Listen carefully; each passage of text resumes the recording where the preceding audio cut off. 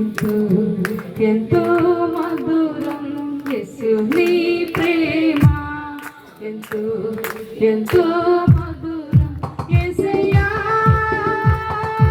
అతి మధురం యేసయ్యా అతి అతి మధురం యేసయ్యా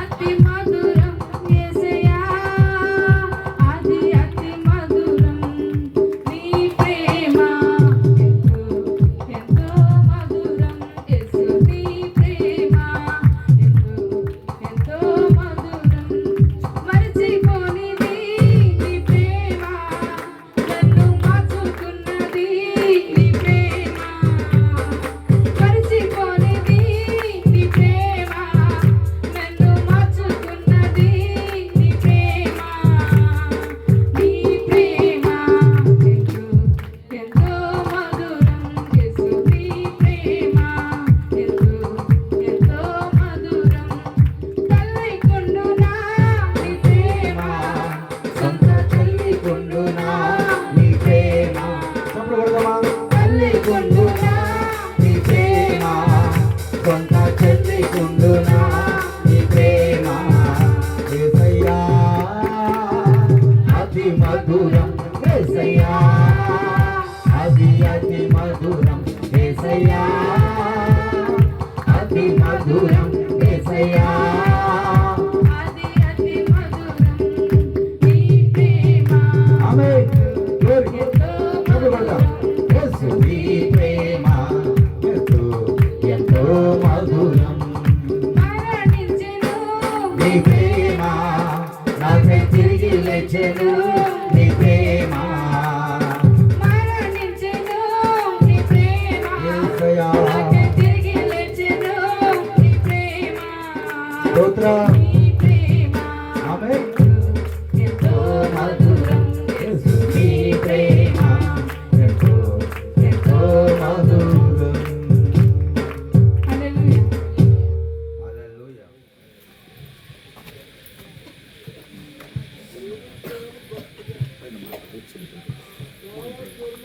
హల్లెలూయా కూడి వచ్చిన మీ అందరికీ కూడా నా హృదయపూర్వక వందనాలండి. నేనైతే వాక్యం ఎందుకంటే సమయం లేదు కనుక దేవుని యొక్క విశ్వాసం కోసము మనం ఎలా ఉండాలి అంటే వాక్యం అంతా మీకు నేనేం చూపించను కానీ మనలో ఏముండాలంటే విశ్వాసము మన విశ్వాసము చాలా గొప్పదిగా ఉండాలి. విశ్వాసంలో ఎవరు ఉన్నారంటే యోబు గారిని మీకు చూపిస్తూ ఉంటాను అన్నమాట. యోబు గారు ప్రతి ఒక్కరికి తెలుసు కదా, తెలియనంటి వారు ఎవరైనా ఉన్నారా? ప్రతి ఒక్కరికి కూడా తెలుసు. కానీ ఆయనకు వచ్చిన కష్టాలు చాలా కష్టాలు వచ్చినాయి. కష్టాలు అంటే లెక్కలేని కష్టాలు వచ్చినాయి. ప్రతి ఒక్కరు కూడా యేసయ్య కూడా చూసి ఆయన ఎంతగానో సంతోషించాడంట. ఎందుకంటే ఆయన యొక్క విశ్వాసము చాలా గొప్పది. హల్లెలూయా హల్లెలూయా.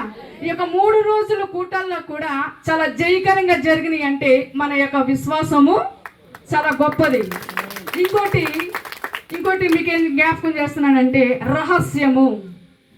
ఎక్కడ రహస్యంగా ఉండాలి మనం? ఇంట్లోనా, బయట, పిల్లల దగ్గర,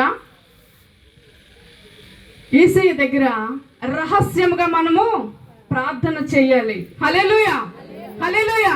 వినుట వలన విశ్వాసము కలుగును. ఆయన యొక్క వాక్యము మన పాదాలకి దీపమై ఉన్నది. చీకట్లో ఉంటే ఏమైనా కనిపిస్తుందండి? హల్లెలూయా. చీకట్లో ఉంటే ఏమైనా కనిపిస్తుందా? ఏమీ కూడా కనిపించదండి. ఆయన యొక్క వాక్యము మన పాదాలకు దీపమై ఉన్నప్పుడు ఆ యొక్క వాక్యములో ఉంటేనే ఎటువంటి కష్టాలు అనేది మన దగ్గరికి రావు. ప్రతి ఒక్కరూ మనం చేసే ప్రతి పని ఏంటంటే మనకి ఏదైనా సమస్యలు వచ్చినప్పుడు, ఏదైనా కష్టం వచ్చినప్పుడు ప్రతి ఒక్కరితో పంచుకుంటాం. అవునా కదా? కదా? మీకు అర్థమవుతుంది కదా? ప్రతి ఒక్కరికి కష్టం లేనంటి వారు ఎవరు కూడా లేరు. యేసయ్య కూడా కష్టం వచ్చింది. ఆయన యొక్క వాక్యము బోధించుకుంటూ వెళ్ళినప్పుడు ఆయన మీద తిరుగుబాటు స్వభావం వచ్చింది. కానీ యేసయ్య ఎవరి వైపు చూశాడు? తండ్రి వైపు చూశాడు. హల్లెలూయా హల్లెలూయా. మీకు రెండు మాటలు మీకు చెప్పేది ఏంటంటే, ఒకటి విశ్వాసము, ఒకటి రహస్యము.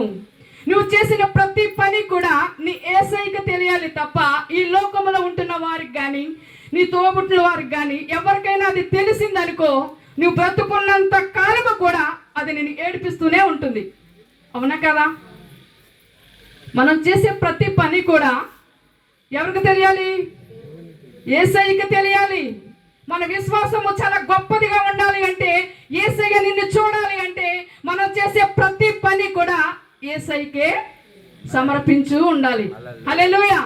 వినుట వలన విశ్వాసము కలుగును.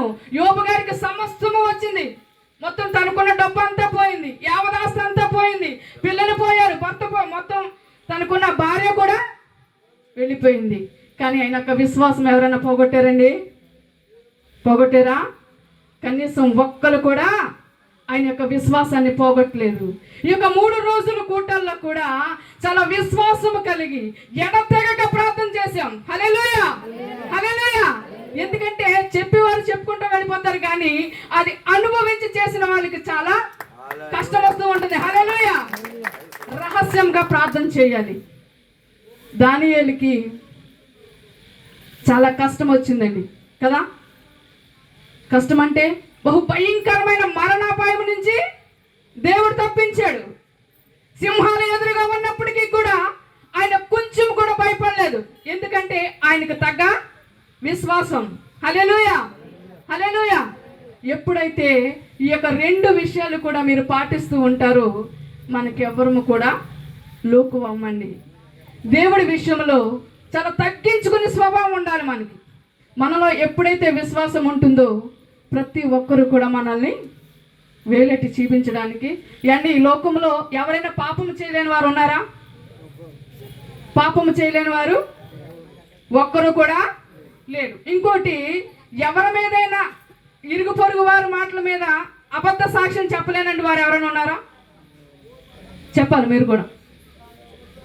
అందులో ఒక్కటి కూడా మనం చేయలేకపోతున్నాం. కానీ మన ప్రార్థన ఆయన సన్నిధికి చేరాలి అంటే మనం రోజంతా ప్రార్థన చేసి మనం ఇష్టానుసారంగా తప్పుదములన్నీ చేసేసి నాయన నా ప్రార్థన ఆలకించంటే అది ఎంత మాత్రము కూడా కరెక్ట్ కాదు. కుటుంబము కోసము నేను ఎక్కువగా చెప్తూ ఉంటాను. ఎందుకంటే ఆ యొక్క కుటుంబము చాలా విలువైనది. నీ కుటుంబం కోసం నువ్వు ఎంతగానో ఏడుస్తావో అంతగా హెచ్చించబడుతూ ఉంటుంది. ఆయన యొక్క వాక్యము మన పాదాలకు దీపము గనక వెలుగులో ఉంటే ఆ యొక్క వాక్యము నీ కుటుంబంలో ఎప్పుడైతే ఉంటుందో ప్రతి ఒక్కరు కూడా వెలుగుగా ప్రకాశిస్తూ ఉంటారు. హల్లెలూయా. 2 విషయాలు మీకు చూపించాను. వాక్యం మీకు చూపించలేదు, కానీ ఒకటి విశ్వాసము, ఒకటి రహస్యము, ఇంకొకటి మన నోటికి మనము కంచె వేసుకోవాలి. మనం ఎవరితో ఏం మాట్లాడుతున్నాం చెప్పిస్తున్నామా? చాలా మంది కుటుంబాల్లో చూస్తూ ఉంటే పిల్లలు మాటలు లేదనుకో చాలా ఇష్టానుసారంగా తిడుతూ ఉంటాం కదా. ఇక్కడ అందరూ చాలా తల్లిలే ఉన్నారు. హల్లెలూయా, హల్లెలూయా. ఈ యొక్క వాక్యము చాలా ఆధారం అండి, మనకి చాలా ఆధారం. మన చనిపోతున్న సమయంలో బ్రతికించేది ఆయన యొక్క వాక్యం. జుంట తేనె దారుల కన్నా మధురమైనది. వినుట వలన విశ్వాసము కలుగును. మన రోజంతా కష్టపడుతూ ఉంటాం. ఎవరి కోసం కష్టపడతాం? మన కుటుంబం కోసం కష్టపడుతూ ఉంటాం. ఒక్కసారి మనకు మనముగా అద్దం ముందుకెళ్ళి చూడండి. నీట్గా కనిపిస్తామా? నీట్గా కనిపిస్తామండి. ఈ యొక్క మనిషికి ఏమైతే పూస్తూ ఉంటామో తెలుసా? అనేక సబ్బులు అయిపోతూ ఉంటాయి, షాంపూలు అయిపోతూ ఉంటాయి. చాలా ఈ యొక్క సౌందర్యంగా తయారవడానికి చాలా వేల ఖర్చు పెడుతూ ఉంటాం. కానీ చనిపోయాక చేరేది మట్టిలోకి. హల్లెలూయా, హల్లెలూయా. నీ యొక్క విలువైన జీవితాన్ని యేసయ్య కోసం ఎప్పుడైతే సమర్పిస్తూ ఉంటావో అంచెలంచెలుగా దేవుడు నిన్ను దీవిస్తాడండి. చేద్దామా మరి?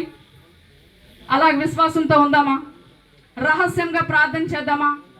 ఎప్పుడైతే నువ్వు చేసిన క్రియలు నీ కుటుంబం కోసం ఎంతైతే కష్టాలు వస్తున్నాయో రహస్యంగా ప్రార్థన చేయి.